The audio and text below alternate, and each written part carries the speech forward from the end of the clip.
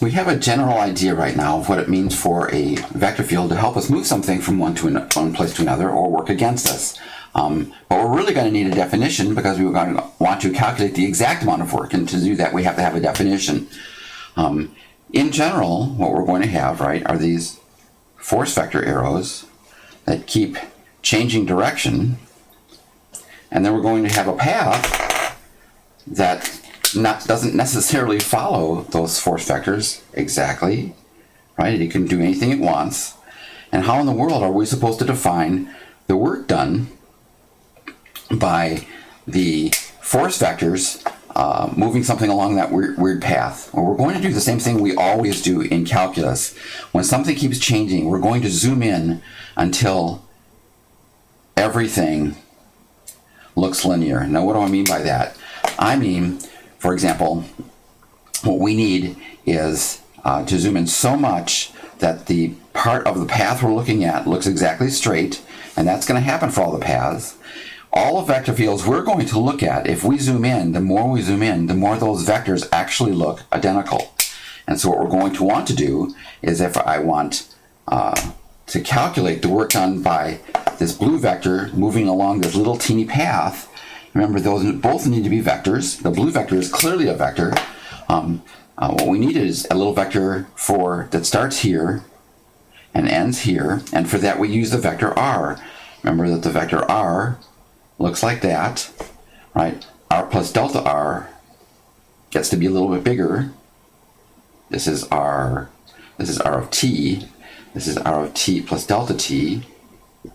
And remember then that this little tiny piece of red path here then is what we call the change in the difference between the two. Now let me blow up the picture just a little bit so we can see the whole calculation in all its entirety. The vector was headed off in this direction. This is the change in the r vector from one point to the next. We've got a force vector where we zoom in and we see something like that. Now again, we had to zoom in so much on the path that all the force vectors pretty much looked identical and the path looked straight. But then the work done is very clear. Yes, what I'm going to do is just call that the point xy, like this. And so what we're going to get is the arrow at xy is pretty much constant the whole thing, and we should be able to dot that with that part of the path that looks straight. So what happens here is we can estimate the work done along that little piece of path, but we normally don't want the work done along that little piece of path. We want the total work done along the whole piece of path. So we add up all those pieces of work, and that's going to give us an estimate of the work done along the whole path. Remember that the smaller delta r gets, the more all of these force vectors look the same, and the straighter the path becomes, so the better the estimate becomes.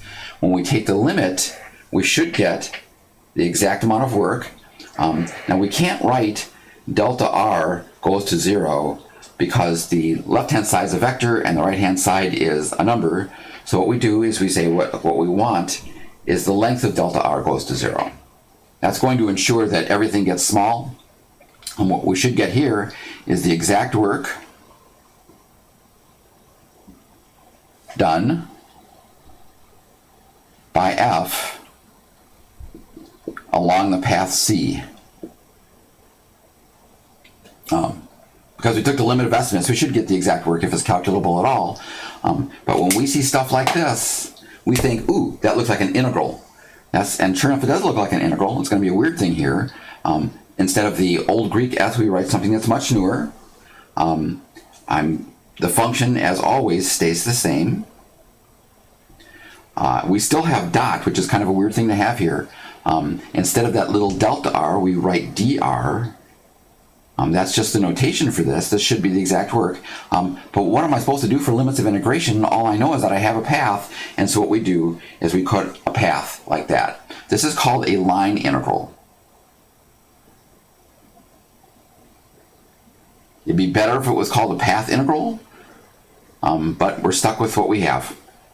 So basically, this is actually how we define work done by a vector field along a path. We just zoom in on the path at any point that we want, enough so that the path looks straight and all the vectors along the path look pretty much constant, and then we just dot the force with that little piece of vector, and then we add up all the pieces of work, then we take the limit, and we should get the exact work.